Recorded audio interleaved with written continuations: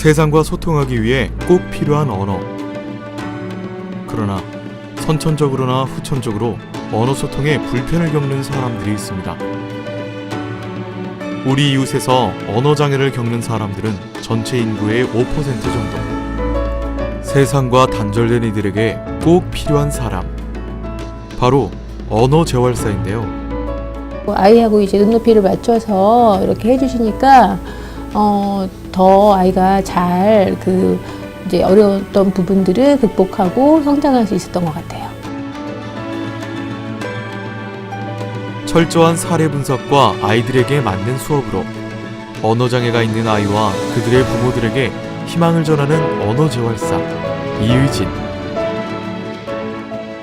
일단은 아이들이 저한테 와서 못하던 걸 하게 되는 그런 것들을 봤을 때 이거 되게 재밌고 매력있어요.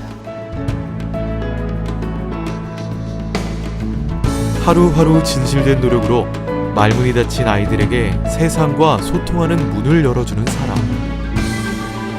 언어재활사 이의진 대표를 만나봅니다.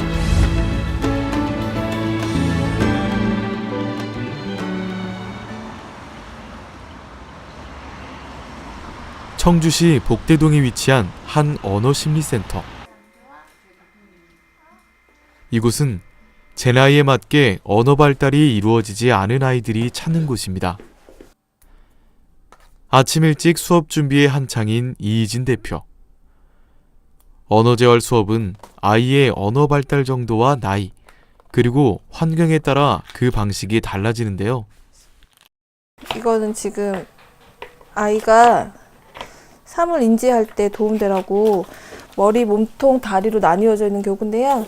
얘를 주사위 던져서 머리는 뭐야? 그럼 머리 중에서 찾고 이렇게 해서 쭉 연결하는 거거든요. 그러니까 연결하면서 사물 인지도 좀 하고 그런 거 유도하는 거거든요. 선생님 버스 주세요. 옳지. 이거 버스 이의진 대표를 가장 먼저 찾은 아이는 준서입니다. 준서는 초등학교 입학을 앞둔 아이로 언어 소통 기능 면에서는 큰 문제가 없지만 언어 발달은 물론 언어 이해 능력도 부족합니다. 최근 들어 준서와 같은 아이들이 센터를 많이 찾고 있는데요. 언어 장애를 겪고 있는 아이들이 증가하는 이유는 여러 가지가 있지만 아이들에게 스마트폰이나 TV와 같이 많은 미디어에 노출되는 것도 그 이유 가운데 하나입니다.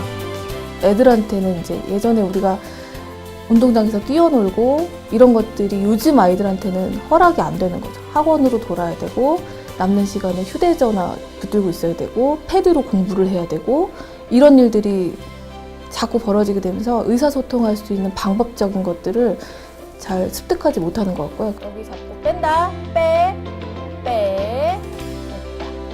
언어 재활이라기보다는 놀이에 가까운 준서와의 수업. 장난감을 가지고 놀면서 다양한 어휘를 늘려가는데요. 이의진 대표가 수업에서 목표로 하는 단어를 반복합니다. 먹어. 먹는다. 선생님은 이만큼 먹어야지. 이만큼 먹어야지.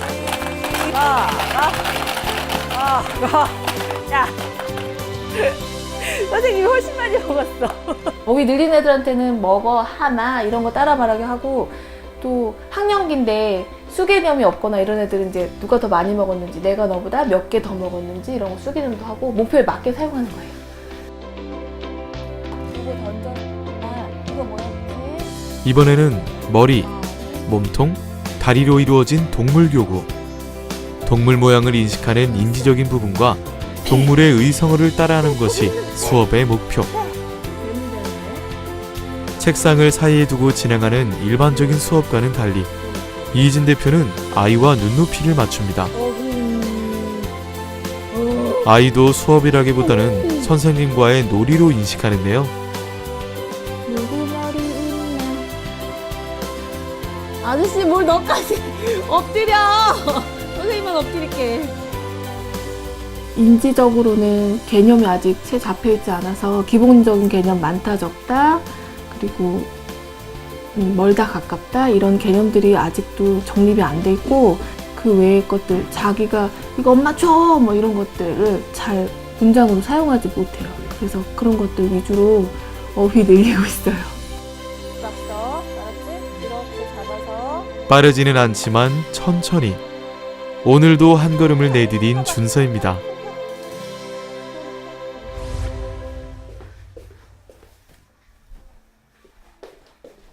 이희진 대표가 운영하는 이곳에서는 언어 재활과 함께 감각 통합과 놀이 치료가 함께 이루어지고 있는데요. 언어 발달이 늦어지는 데는 여러 가지 원인이 복합적으로 작용할 수 있기 때문입니다. 아이들이 처음 이곳을 찾았을 때 이따금 언어 재활을 전공한 이들도 아이에 대한 정확한 판단이 쉽지 않은 경우도 종종 있기 마련. 그래서 언어 재활사들은 감각 통합 선생님과 함께 아이를 유심히 관찰합니다. 저희 센터 같은 경우는 상담이 잡히면 저랑 감통 선생님이랑 그러니까 같이 들어가서 봐요. 같이 애를 관찰하고 같이 이렇게 저렇게 시켜보고 얘가 움직임이 이상해요. 그럼 이쪽에서도 또 문제가 있었네. 그러니까 언어적인 거에 문제가 있다고 해서 이게 반드시 언어적인 문제만 있느냐? 그건 또 아니라는 거죠.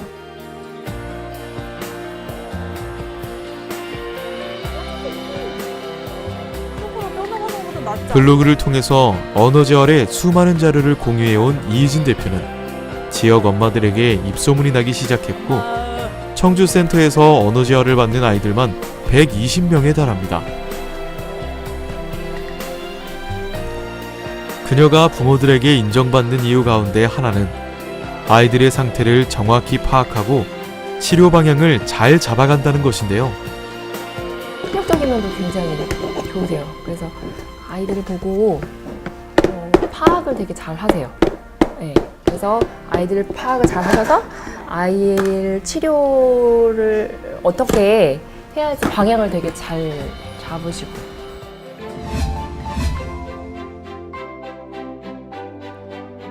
이희진 대표가 언어 재활로 유명세를 타기까지는 그녀의 끊임없는 노력이 있었습니다. 은행을 다니다가 뒤늦게 언어 재활 공부를 시작한 이희진 대표. 12살이나 어린 동기들과 경쟁하기 위해서는 그들과 똑같이 일하고 똑같이 잠을 자서는 안 되겠다는 생각을 했습니다. 대학을 졸업하고 나면 하루에 볼 수 있는 언어 발달 지체 아이들이 보통 7명 정도였지만 그녀는 매일 다른 사람의 2배에 가까운 아이들을 만났습니다. 그때 저는 홈티까지 해서 아침에 일찍 나가면서 홈티 한번 하고 센터 들어가서 하루 종일 9시부터 7시까지 수업 쉬는 시간 없이 점심도 못 먹고 쫙 하고 나와서 이제 홈티를 한 2-3개 정도 더 하고 이렇게 하루에 최고 많이 봤던 케이스가 14케이스 정도 봤던 것 같아요. 그렇게 2년 정도 지내고 나니까 학교에서 책으로 배우고 교수님들께 들었던 그런 얘기들이 그때 혼자 그렇게 그 많은 케이스를 보고 다니면서 몸에 다 익혀졌던 것 같아요. 아니 거기다 넣는 거 아니었잖아요. 여기. 그녀가 현장에서 쌓아온 경험은 책에서 배운 것보다 값진 경험이었습니다. 진지. 아니야 그 선생님이 하는 말.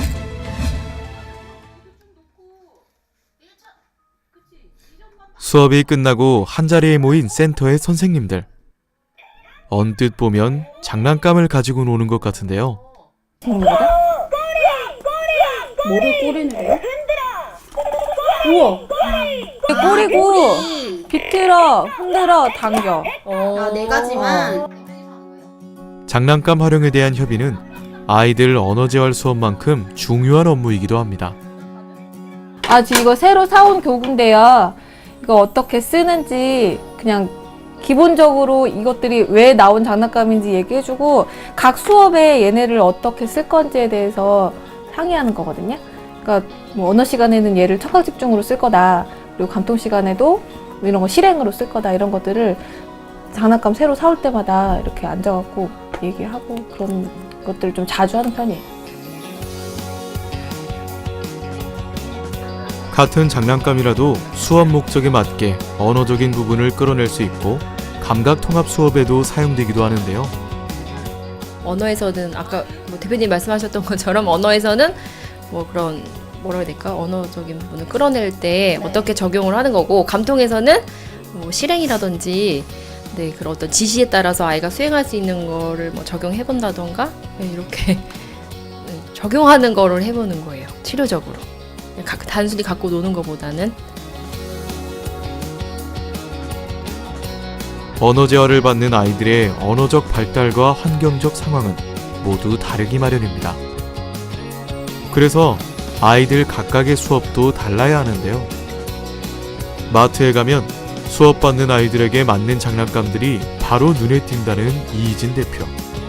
육성으로 던졌을 때랑 이렇게 장난감으로 제공했을 때랑은 좀 다른 부분도 있고, 그리고 그런 것들 재미를 갖다가 겸했을 때 애들이 훨씬 더 쫙쫙 따라오는 느낌이 있거든요. 그러니까 그런 것들이 보면 이렇게 뭐 어디 큰 마트 가서 이거 걔한테 써야겠다. 혹은 또 다른 장난감 보면 이건 얘 거다. 이렇게 딱 꽂히는 애들이 있어요. 갖고 와서 걔한테 그걸 써보면 대체로 한 80%는 뽑아내지 않나 싶어요.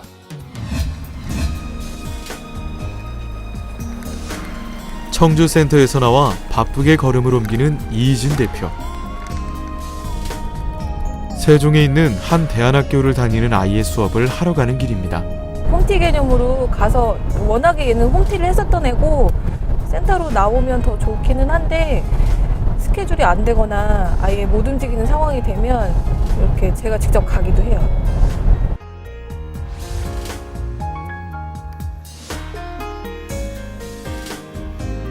위로 올라가야 되는데 5개 더 해? 그래도? 이희진 대표와 만난 지 4년째 되는 찬석이.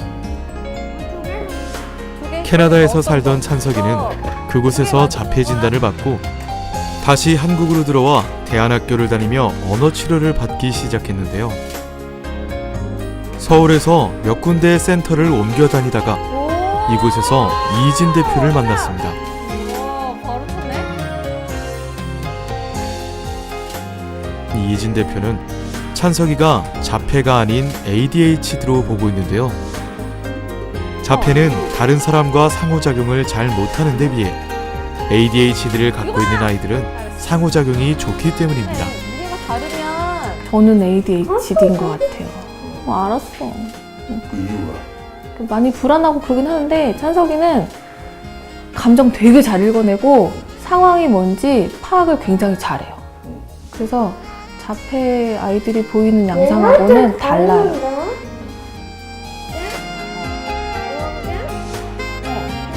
이희진 대표는 4학년인 찬석이에게 언어 재활과 수개념을 가르치고 있습니다.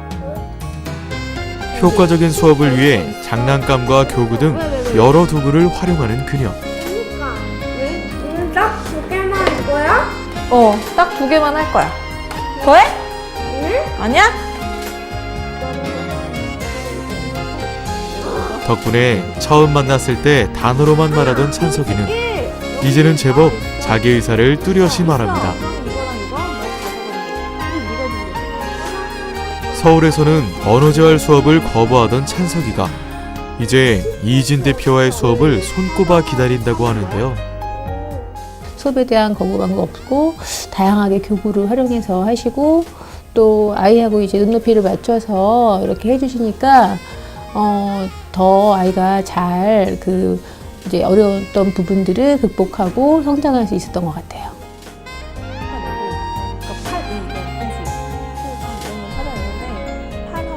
아이의 수업이 끝나고 부모님과 상담하는 이희진 대표.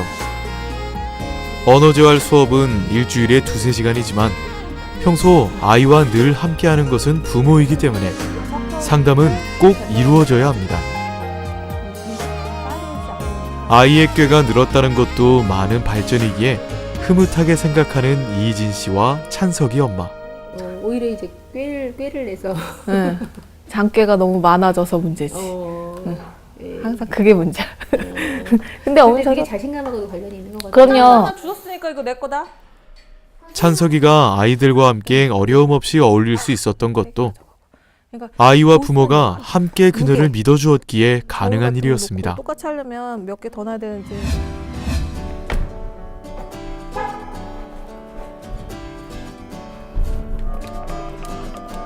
이진 대표가 세종시에서 운영하고 있는 언어심리센터. 이곳은 청주센터와는 달리 일반 가정집처럼 꾸며져 있습니다. 여기는 상가 세팅은 아니고 그 아파트 세팅이어서 애들이 와서 집하고 똑같은 환경에서 그냥 다만 엄마가 아닌 선생님하고 수업한다는 것만 차이가 있거든요. 그래서 상가 세팅으로 가거나 병원 세팅으로 가는 애들 막 울고 불고 수업 안 받으려고 하는데 여기 와서는 금방 적응하고 그런 이점이 좀 많고요.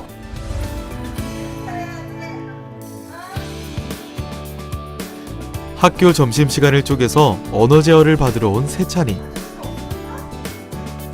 세찬이는 올해 학교에 입학했는데요. 세찬이가 또래와 다르다고 느낀 것은 5살 무렵이었습니다. 보통 어른들이 늦은 아이들 있잖아요. 보통 많이 늦대다고 그냥 그렇게 생각을 하고만 있다가 또래랑 비교해서 너무 이제 늦고 그렇게 안 된 것 같아서 이거는 이상하다 하고 가서 검사를 받아봤거든요. 그랬더니 약간 그렇다고 나오더라고. 늦다고 몇 년이 더 늦다고 나왔어요. 전반적으로 인지도 그렇고 예 그런 것들이 언어도 그렇고.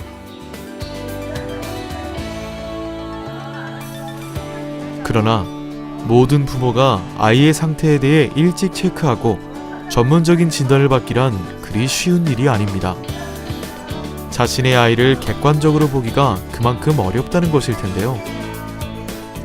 이진 대표는 아이의 상태를 조기에 발견하고 치료하는 것이 무엇보다도 중요하다고 말합니다. 후폭풍들이 너무 심해요. 그러니까 밖에 나가서 내가 말을 열심히 했는데 다른 사람들이 못 알아주면 자존감 떨어지지 뭐 이런 뒤에 벌어질 일들이 굉장히 많아져요. 그리고 그런 아이들이 자존감이 떨어지고 자신이 없어지면 말더듬이라든가 이런 것들도 생길 수 있고, 그러니까 시기적절하게 치료가 이루어지지 않으면 그 뒤에 일어날 일들이 너무 무섭다는 거죠. 떡볶이하고 오늘도 3가지나 팔아요. 자, 여기 붕어빵도 있습니다. 빨리 말해봐. 일상생활에서 물건을 사고 파는 놀이를 하는 세찬이. 알았어. 일상에서 접하는 상황들을 배우는 것도 치료의 과정입니다. 세찬이가 이곳에 처음 왔을 때는 선생님이 말하는 질문을 그대로 따라하던 상황. 처음에 왔을 때는 제가 말하는 거, 그러니까 다른 사람이 말하는 거를 그대로 따라하는 거예요. 대답을 해야 되는데 예를 들어서 이거 코야? 이거 코지? 그러면 얘가 이거 코지? 이렇게 먼저 저를 그대로 따라하고 그거에 대해서 대답을 해야 된다라는 생각을 못 하고 있었어요. 큰 거 줄까요? 작은 거 줄까요? 큰 거요. 빨리 주세요. 이제는 자기 의사를 표현할 정도로 큰 발전을 했습니다. 아이가 자신감이 부족하다 그랬었거든요, 선생님들이. 근데 지금은 자신감도 많이 생기고 그다음에 표현을 잘 못했었어요. 자기 표현을 못했었는데 지금은 자신감 생기고 표현도 많이 할 수 있게 됐고, 말이 일단은 다른 아이들처럼 유창하게는 아니지만 그래도 말하는 수가 굉장히 빈도가 많이 늘었거든요. 아이들의 느리지만 작은 변화. 이것은 이진 대표가 이 일을 하는 데 있어 가장 큰 보람입니다. 재밌어요. 일단은 아이들이 저한테 와서 못하던 걸 하게 되는 그런 것들을 봤을 때 이거 되게 재밌고 매력 있어요. 엄마는 속상해서 오셨겠지만 어찌됐든 저한테 와서 못하던 거, 엄마를 속상하게 했던 그 문제가 저한테 와서 해결이 되면 그것만큼 큰 매력은 없는 것 같아요. 그러나 아이가 세상과 소통하는 문을 걸어 나가기까지 그녀 혼자서는 이룰 수 없는 일이기도 한데요. 언어장애가 있는 아이의 가장 좋은 선생님은 언어 재활사가 아닌 부모라고 말하는 이희진 대표. 언어장애로 고통받고 있는 아이들과 부모들에게 희망을 주고 싶은 그녀입니다. 아이를 좀 믿고 뒤에서 그러니까 앞에서 엄마가 먼저 뛰고 아기를 오라고 넘어뜨리면서 그렇게 하시지 마시고 뒤에서 할 수 있어, 조금만 가봐, 그러고 엉덩이 툭툭 두드리면서 살짝씩만 밀어주셔도 애기들은 그 믿음에 절대 배반하지 않을 거거든요. 애기들을 믿는 힘을 가지셔야 된다고 생각을 해요.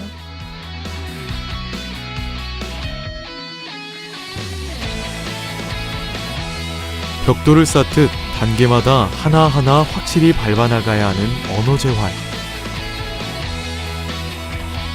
끝이 어딘지 모를 긴 터널을 지나 세상으로 나아가는 아이들에게 용기를 주고 지치지 않는 힘을 주기 위해 오늘도 그녀는 힘찬 발걸음을 옮깁니다.